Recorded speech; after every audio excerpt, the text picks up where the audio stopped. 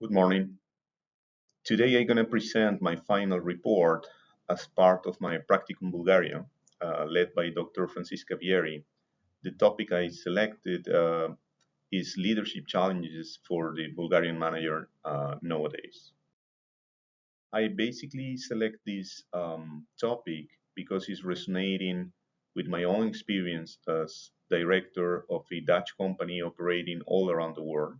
I'm leading the teams that are operating in Latin America, and I identify similarities between Bulgaria and some countries in Latin America. So this paper is going to examine the leadership challenges faced by these Bulgarian managers within this social, cultural, historical, and institutional context of Bulgaria, transitioning from communism to European Union. I'm going to use the Hofstede cultural dimensions, right? The globe study, and also I'm going to use the theory of Meserov about a transformative learning that we learned during this practicum. And of course, I'm going to use my own experience during these 10 days in Bulgaria and Greece. The findings suggest that Bulgarian leadership operates within a hybrid cultural logic shaped by hierarchical traditions, relational trust, and evolving global integration pressures. Um, so I'm going to do a critical reflection. This paper argues that effective leadership in Bulgaria requires adaptability, cultural intelligence, and reflexivity. Um, the paper concludes with recommendations that I gonna implement in my daily work. I'm Leonardo Tello del Pino. Currently, I'm working as the director for Latin America, for a Dutch company called Hasconi. Um, my background is civil engineering. I specialize my profession as project manager. So I have different certification from the Project Management Institute in United States. I did my MBA at Indiana Tech, and I have almost 25 years of experience working in multidisciplinary teams, especially in Latin America. I work in Argentina, in Brazil, in Peru, in Colombia, Panama, but also in United States, Belgium, and France, working in these mega projects in the region, in person and virtually, but interacting with different multicultural teams from Germany, India, South Korea, Denmark, Holland, France, USA, Belgium, and Italy, right?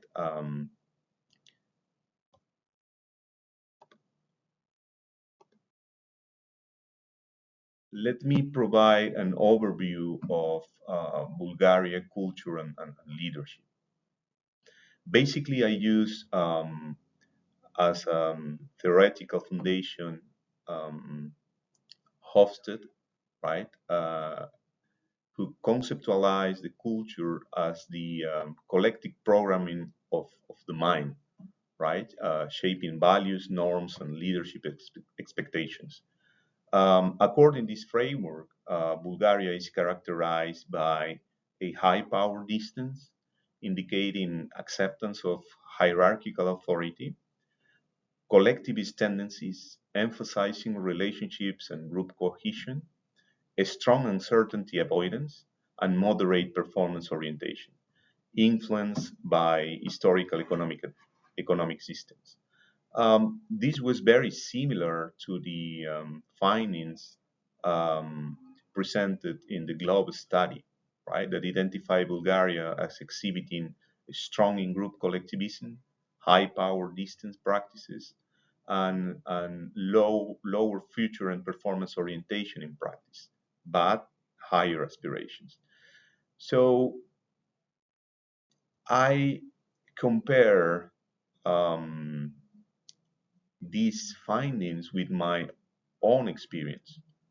Um, so apart from these frameworks that provide a good insight, um, I also experienced by firsthand um, in Bulgaria how I perceive the culture, the people, the institutions, the mindsets by visiting different places, talking with different people, expat people, local people working in Bulgaria. And I would say that these frameworks provide a very strong and consistent um, uh, identification of the main characteristics in Bulgaria. But I wanna emphasize the cultural complexity.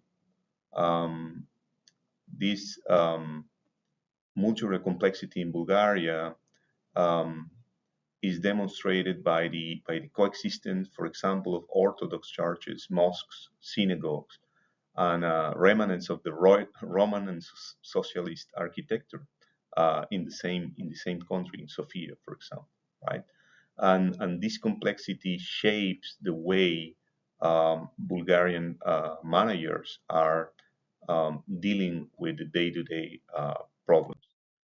Um, I'm going to talk now about culture and leadership in the business sector. Um, so, as I said before, leadership in the Bulgarian business sector reflects a hybrid model, combining hierarchical authority, right? Let's remember that they are living from this communist legacy, right? Very, very recently. Um, Relationship-based management practice, increasing adoption of the Western organizational norms because they are now part of the Eurozone, right? So they are adapting their way of working, changing again, right, to be integrated in this new um, in the European uh, zone. Um, so what I did is I'm showing here a comparison between Bulgaria, the Netherlands, Peru, and United States, right? In order to see the contrast between the states and Bulgaria, some countries that I know in like the Netherlands, right, and Peru, and I can say that this is a good representation that match with my own experience now in Bulgaria as well. So what called my attention in the business sector in Bulgaria was the emerging trend of tech and IT, right? At Sofia Tech Park, I visit Sofia Tech Park. I observe a strong emphasis on innovation, STEM education, and integration with European markets. That was very, very powerful for me. Um, so I'm going to put focus on the leadership challenges or problems faced by the Bulgarian managers, right? That I validated in Bulgaria when I was visiting um, um, this technological park, and by interviewing the key speakers we were exposed to during this practicum. So basically, those challenges are related to the human capital and talent development, right? That needs to be matched, or they need to comply with the new rules of the European zone. Secondly, the trust deficit and institutional weakness. This was very clear for me. You can feel it in the environment. Um, the third point is decision-making tensions, right? So finding the balance between hierarchy versus participation. Um, the fourth point was market pressures and European Union integration. This is a very trendy topic, right? Um, Different companies are trying to comply the standards required by the European Union. Um, The fifth point is cultural legacy constraints, right? They are shaped by the culture, by the history, normally um, as a legacy as well of the communist era. They have risk aversion, centralized decision making, and limited initiative that needs to be treated in order to adapt the companies to the new reality in Bulgaria. And the sixth point is intercultural and relational complexity. Um, why this is important? Because now they are open to the European Union and to the world.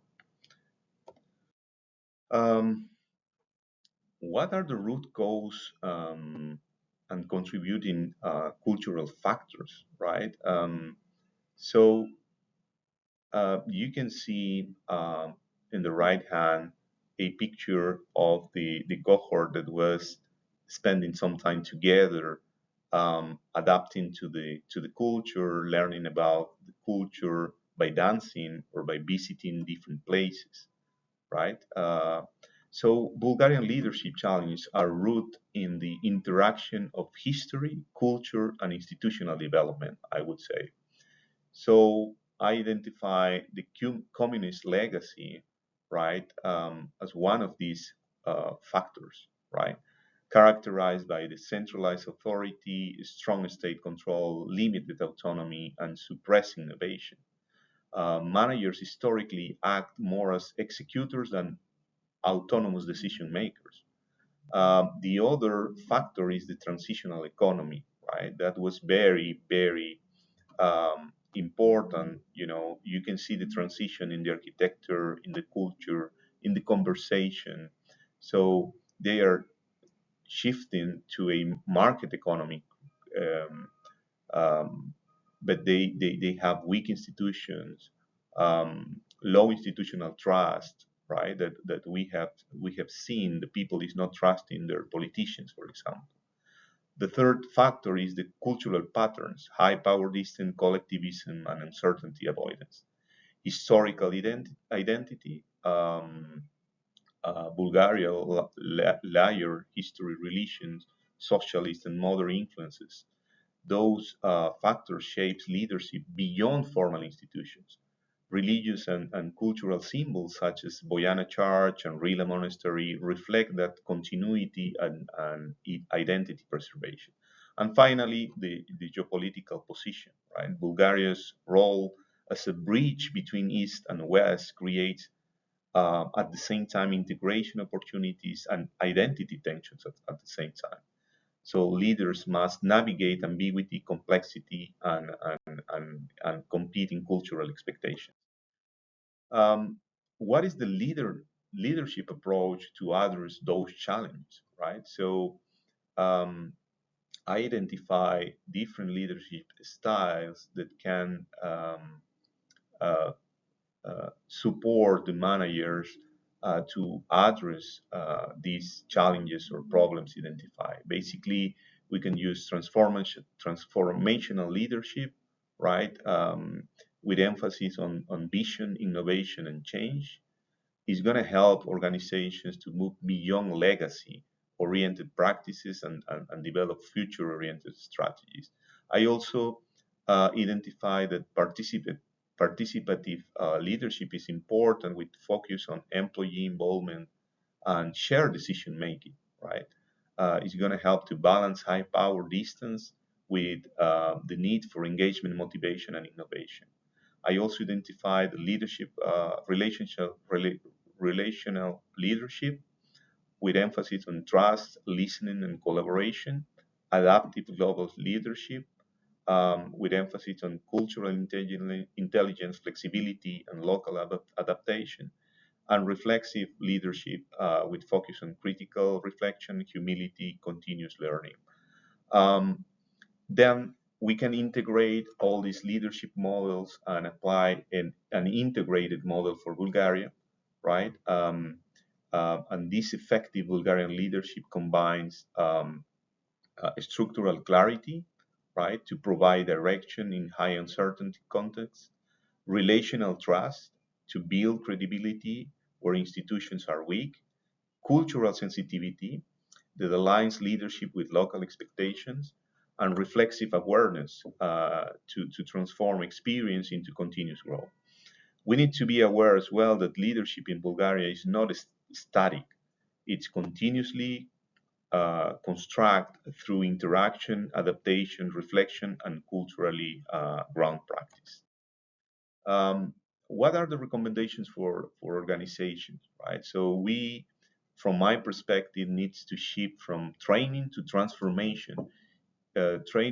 Training by itself is not enough. We need to transform the mindset of our people. How? Institutionalized cross-cultural immersion and simulation-based learning. This is very powerful, and I feel that powerful influence by doing this practicum together with my cohort. We should also embed the structured debriefs, coaching, and reflective journaling after complex assignment. We should build talent pipelines through training, mentoring, and education industry partnerships. We should strengthen trust system. This is very important through transparent governance and ethical leadership, and develop intercultural competences to have ambiguity, tolerance, active listening, and relational skills. So I would say we can use this triangle, adapting through the experience and reflecting about this experience. Um, Finally, I'm going to conclude saying that this paper demonstrates that leadership challenges in Bulgaria are deeply rooted in historical, cultural, and institutional dynamics. Through uh, both scholarly analysis, I was investigating a lot previously, during, and after my practicum. So I have come to understand leadership as a contextual, adaptive, and reflexive process. My practicum experience really transformed my perspective, revealing that leadership development requires engagement with disorientation, reflection is essential for meaning making, and cultural understanding must be lived, right? So you cannot um, deeply know about the culture of a country just by reading books, right? A lot of my paradigms were broken the first day I arrived to Bulgaria. And ultimately, I recognize that global leadership is not a static competency, but an ongoing process of learning, adaptation, and transformation. So you can see in this picture in front of you this transition from modernity, from the ancient times of Bulgaria to modernity, from this traditional architecture to the future. Um, and Bulgaria, for me, is a bridge between cultures, between geographies, between people. So thanks a lot for your attention. You can see the reference in the final slide, and you can contact me if you want to get more details of this presentation. Thanks again. I want to appreciate Dr. Francisca Vieri for such a wonderful practicum in Bulgaria and Greece. Thanks again.